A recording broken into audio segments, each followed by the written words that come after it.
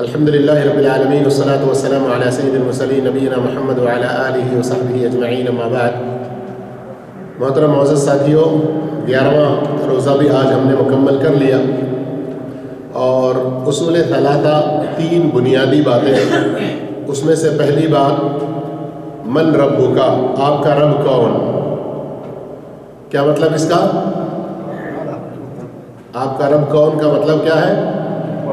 آپ کا معبود کون، کس کی آپ عبادت کیا کرتے تھے، اس کی بھی تفصیل اور عبادت کی کیا کیا قسمیں ہیں، ان کے دلیلیں سب جان چکے ہیں نا؟ تو جو میں لنک بھیج رہا ہوں آپ لوگوں کو گروپ میں، ان کو سنتے رہیے، تھوڑا سا وقت نکالیے، پیچھے کا سبق سنتے رہیں، باتیں یاد رہیں گی۔ اور یہ 26-27 تاریخ کو جو امتحان لکھنا ہے، اس امتحان کے لیے نہ سنیں، یہ آپ کے جنت میں جانے کے بارے میں انتہائی اہم باتیں ہیں، یہ آنے والی آپ کی نسلوں کی حفاظت کے لیے بہت ضروری باتیں ہیں۔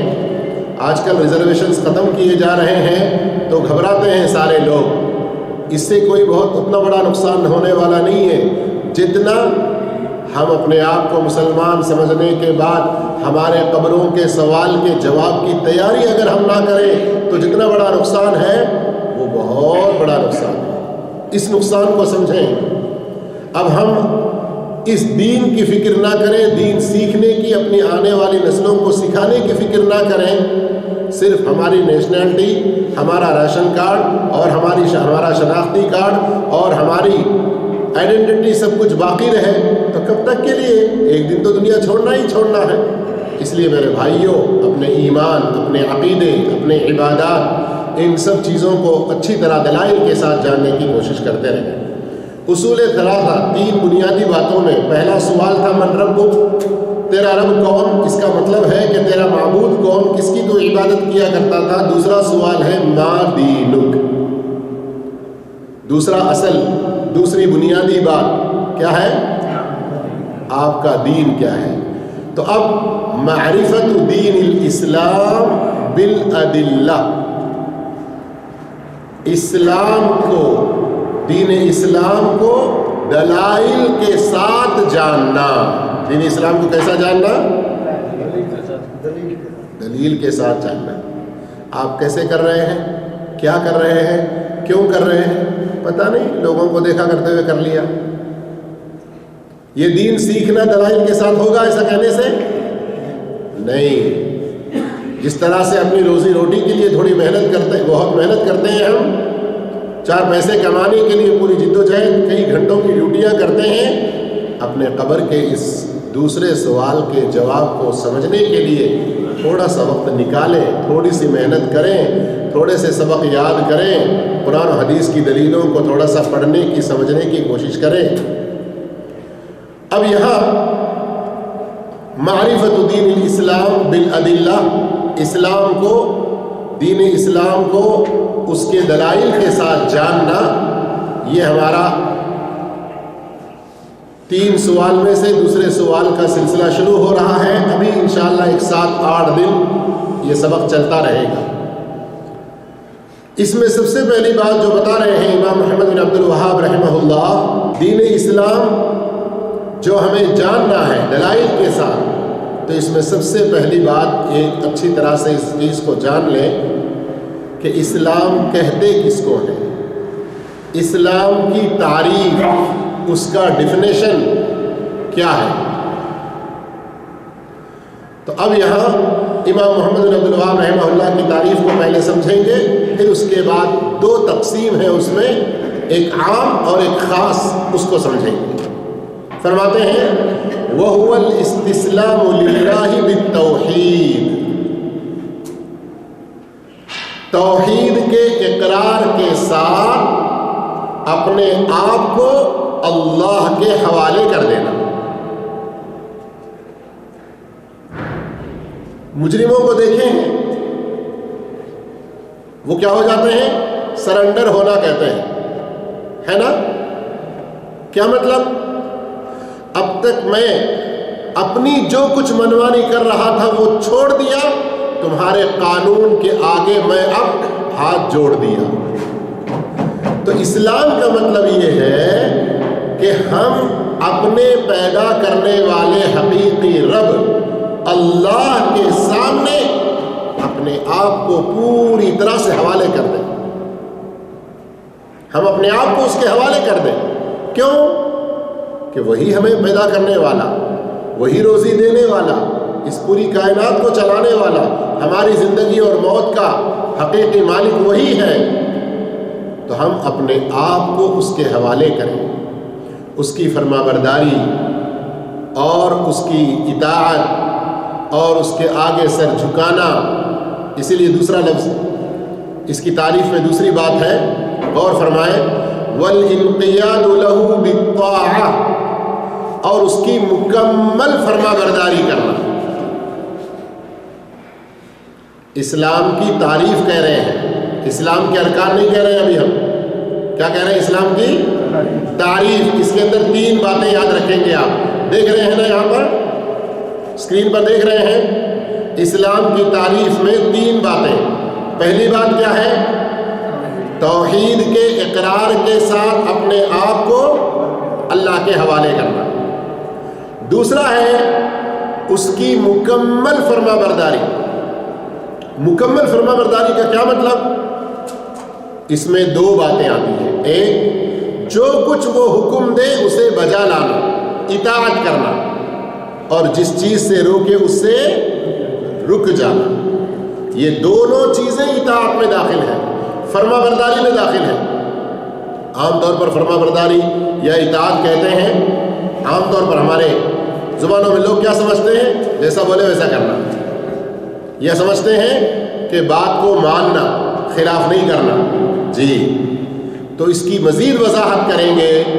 تو جو حکم اللہ اور اس کے رسول کا آ جائے فوری اطاعت کرنا. اذا امرتکم بشیء فأتوا منہ ما استطعتم، صحیح مسلم شریف کی روایت ہے. وَإِذَا نَهَيْتُكُمْ عَنْ شَيْءٍ فَاجْتَنِبُوهُ. قرآن مجید میں اس سلسلے میں کئی ساری آیتیں ہیں. تو ہم دوسری تعریف میں دوسری بات مکمل فرما برداری، یعنی جو حکم اللہ اس کے رسول کا آ جائے اطاعت کرنا، بجا لانا، اور جس چیز سے روکے اس سے رک جانا. اور اس تعریف میں تیسری بات وَالْبَرَاءَةُ مِنَ الشِّرْكِ وَأَهْلِهِ، شرک اور شرک والوں کا. شرکیہ کاموں میں شرک اور شرک والوں سے براءت،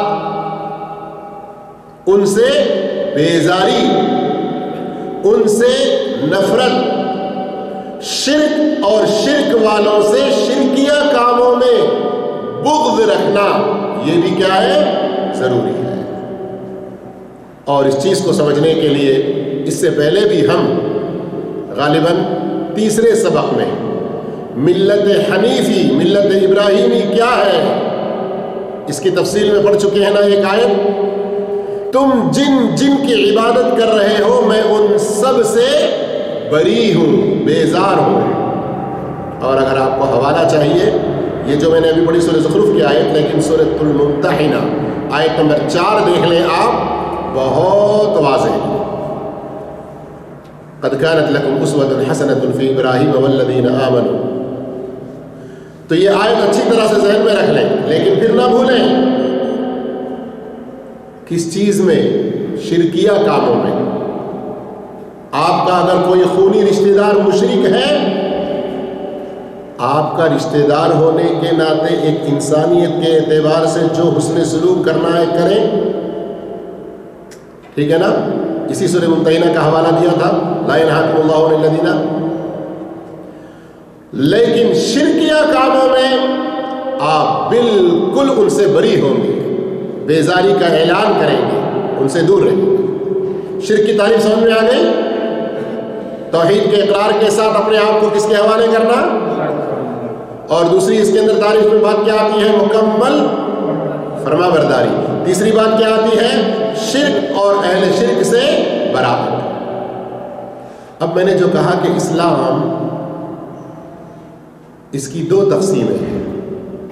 ایک تقسیم کو کہتے ہیں اسلام عام، اور ایک کہتے ہیں اسلام خاص. ذرا اس کو اچھی طرح سمجھیں. اسلام عام کا کیا مطلب ہے؟ کہ وہ اسلام جس کا حکم آدم علیہ السلام سے لے کر تمام انبیاء نے اپنی اپنی قوموں کو دیا، اپنی اپنی قوموں کو دیا، کہ ایک اللہ کی عبادت کرنا، اور جس زمانے میں جو نبی آئے ہیں تمام قوم والوں پر واجب ہے کہ وہ اپنے نبی کی اطاعت کرنا. ہماری سمجھ میں بات؟ اس کو کیا کہیں گے؟ اسلام، عام اسلام، عام اسلام کی یہ تعریف. اور اس سلسلے میں آپ قرآن مجید میں دیکھیں جا بجا نوح علیہ السلام کے ذکر میں، موسیٰ علیہ السلام کے ذکر میں، ابراہیم علیہ السلام کے ذکر میں، موسیٰ علیہ السلام، عیسیٰ علیہ السلام، یوسف علیہ السلام اور کئی انبیاء اکرام کے ذکر میں مسلمین مسلمین مسلمین کے الفاظ ملتے رہتے ہیں. اسلمو، اسلم، اسلمتو، میں مسلمان ہوا، میں تابع فرمان ہوا. اے اللہ تو ہم کو مسلمان ہی بنا کے رکھنا. اے میرے بچوں، میرے مرنے کے بعد تم سب کے سب اللہ ہی کے لیے فرما بردار بن کر، مسلمان بن کر رہنا. سورہ بقرہ میں خود کئی جگہ پر ہے. اگر آپ 14ویں رکوع کو دیکھیں سورہ بقرہ کی تو اس کے اندر ابراہیم علیہ السلام کا واقعہ، اور خاص طور پر وہاں سے وَمَن يَرْغَبُ عَن مِّلَّةِ إِبْرَاهِيمَ إِلَّا مَن سَفِهَ نَفْسَهُ کے بعد سے دیکھیں کئی مرتبہ یہ الفاظ آپ کو ملتے ہیں. تو یہ اسلام کا عام معنی ہوا، ٹھیک ہے نا. اور خاص کس کو کہتے ہیں؟ اب محمد الرسول اللہ صلی اللہ علیہ وسلم کے آنے کے بعد دنیا کے تمام انسانوں پر یہ فرض اور واجب ہے کہ محمد صلی اللہ علیہ وسلم پر اللہ نے انبیاء کے ساتھ بھیجے ہوئے جس اسلام کو مکمل کیا، صرف اسی اسلام کی پیروی کریں، اسی شریعت کی پیروی کریں. آئی سمجھ میں بات؟ اب اسلام کا خاص معنی کیا ہے؟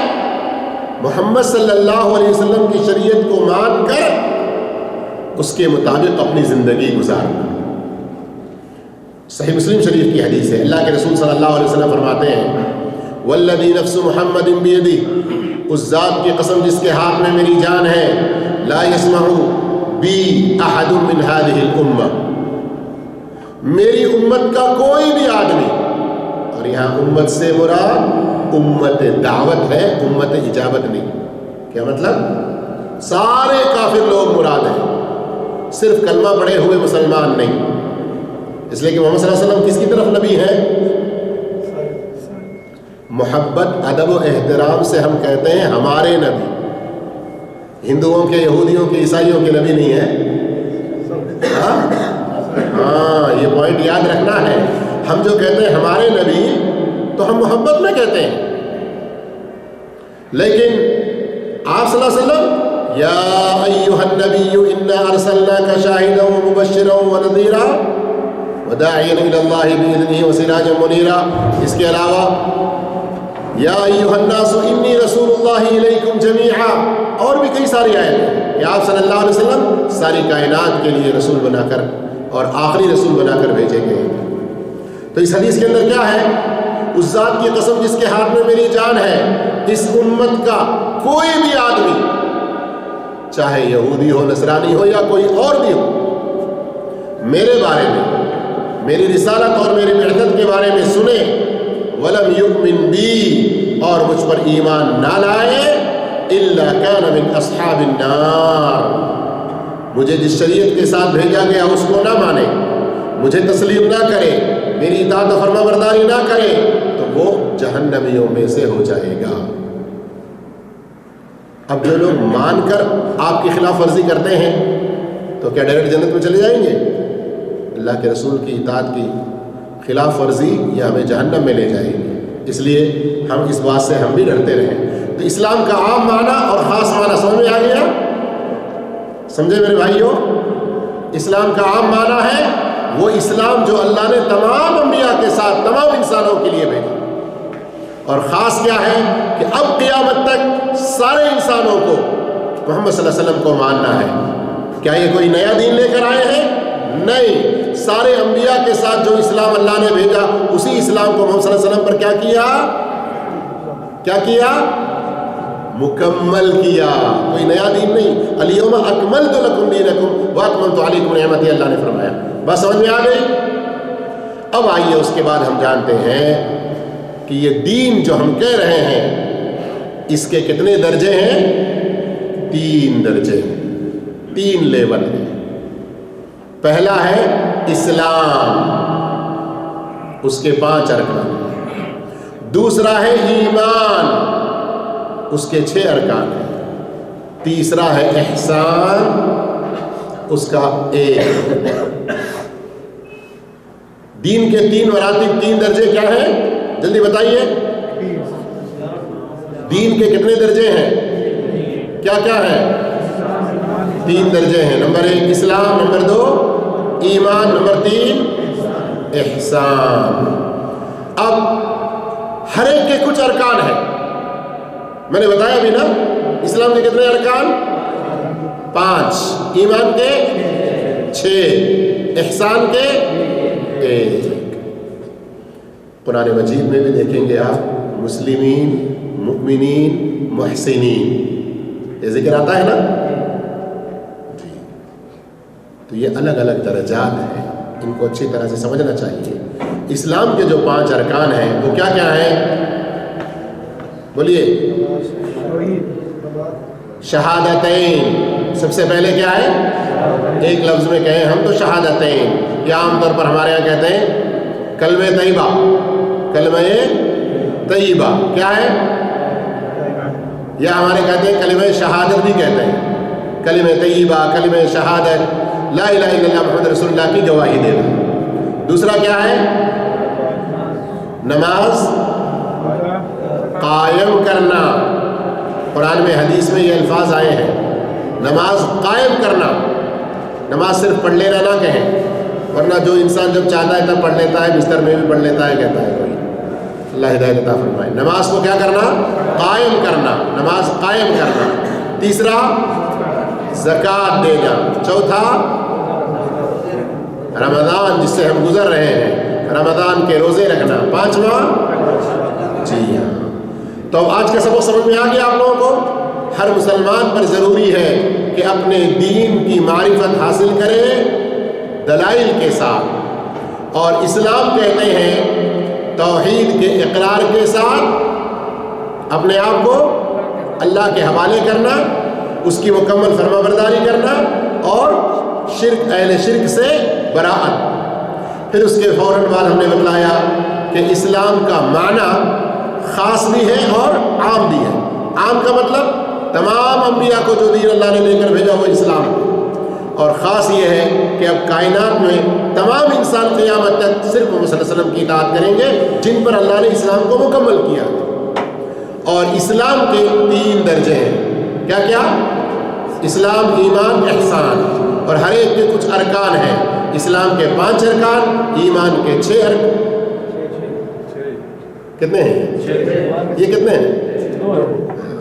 देख नहीं रहे हैं? देखते भी रहिए, तवज्जो से सुनते भी रहिए। ख्याल कहीं और चला जाएगा तो आँख बिना की नज़र भी काम नहीं करती कभी, ठीक है ना?